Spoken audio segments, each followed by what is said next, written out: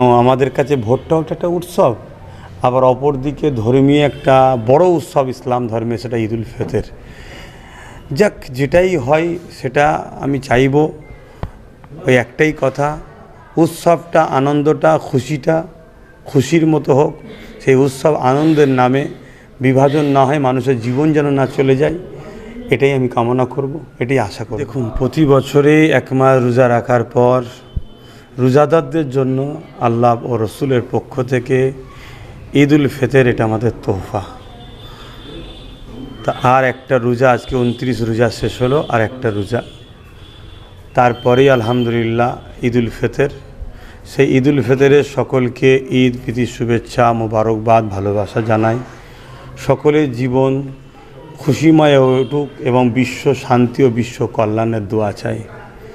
আজ বর্তমান পৃথিবী ও দেশ, রাজ্য, সর্ব জায়গায় মানুষ্য জাতি একে অপরের যেভাবে দুশ্মন হয়ে দাঁড়িয়েছে, জীবন পর্যন্ত নিয়ে নিচ্ছে, এই ভেদাভেদ বন্ধ হোক, মানুষ মানুষের সুখে দুঃখে দাঁড়াক। হজরত প্রফেট মোহাম্মদ সাল্লাল্লাহু আলাইহি সাল্লাম যে আদর্শ দেখিয়েছে, মানব প্রেম, মানববন্ধন, সম্প্রীতি, ঐক্য, ভ্রাতৃত্ব, ভালোবাসা, সেটা চতুর্দিকে ভরে উঠুক, ছড়িয়ে উঠুক, এটাই আমরা আশা ও কামনা করব।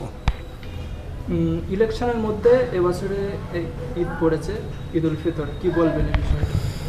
দেখুন, আমরা প্রায় দেখেছি ইলেকশন করার সময় কম বেশি সেই হয় রোজার মধ্যে না রোজার পরেই এরকম দ্বারা হয়ে আসে, যেটা একদিকে যেমন একটা ইসলাম ধর্মের অনুসারী হিসেবে কষ্টও লাগে, কেন আমাদের কাছে ভোটটাও একটা উৎসব, আবার অপরদিকে ধর্মীয় একটা বড় উৎসব ইসলাম ধর্মে, সেটা ঈদুল ফিতর।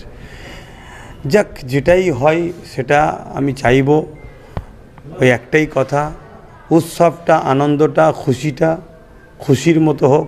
সেই উৎসব আনন্দের নামে বিভাজন না হয়, মানুষের জীবন যেন না চলে যায়, এটাই আমি কামনা করব, এটাই আশা করব।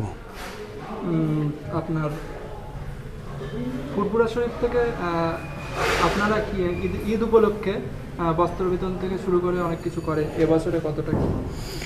দেখুন, আমরা প্রতি বছর যত সামান্য, এটা তো অরাজনীতি, একটা সংগঠন আমি চালাই, ফুরফুরা আহলে সুন্নাতুল জামাত, সেই সংগঠন থেকে সামান্য যতটুকু পারি, আমার বিভিন্ন শাখা ব্রাঞ্চ যত কমিটি আছে সেখানে পৌঁছে দেওয়া হয়, সেখান থেকে মানুষকে ডিস্ট্রিবিউট করা হয়। তবে আমরা ঈদুল ফিতরের থেকে ঈদুল আজহাই বেশি দিই, কেন ঈদুল ফিতরটাতে সবাই দিবার একটা আগ্রহ থাকে, কম বেশি যাদেরকে আল্লাহ দিয়েছে তারা কম বেশি সবাই দিবার জন্য বা বিভিন্ন অর্গানাইজেশান দিয়ে থাকে, কিন্তু ঈদুল আজহাতে তুলনামূলক অনেকটা কম দেওয়া হয়।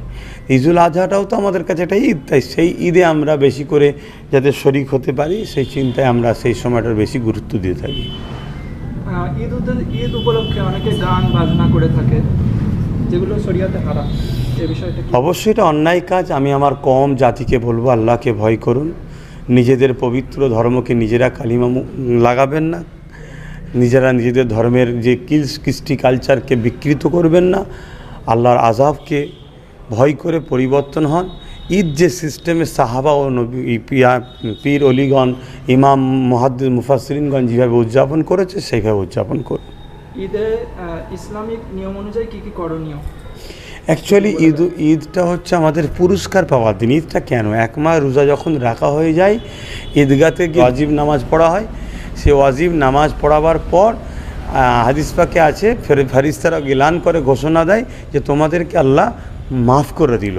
এই যে আল্লাহ আমাদেরকে মাফ করে দিলেন, এর চেয়ে বড় খুশি আমাদের কিছু নেই, সেটাকে আমরা ওইভাবেই পালন করে আসছি।